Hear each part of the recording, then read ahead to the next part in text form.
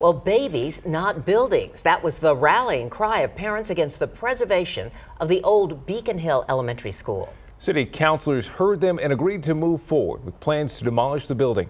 Eyewitness News reporter Erica Zuko explains what this means for students in the San Antonio Independent School District. Parents have been petitioning for months to get this building removed, and today, councilors voted to give them what they've been asking for.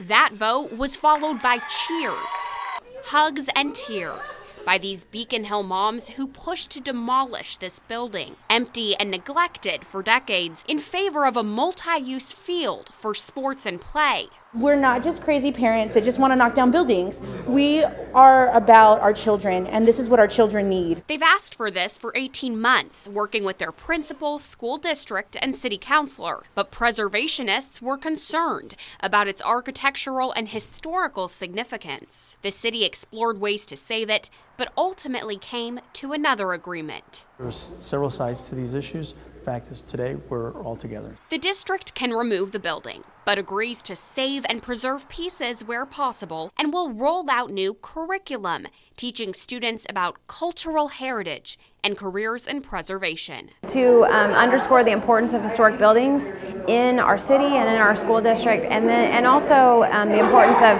arts and culture and humanities to our students' education. A timeline is still in the works, but these parents, who say they've spent little time in city council chambers until now, will be involved each step of the way. We're going to have a community party, that's for sure. Erica Zuko, KENS 5 Eyewitness News.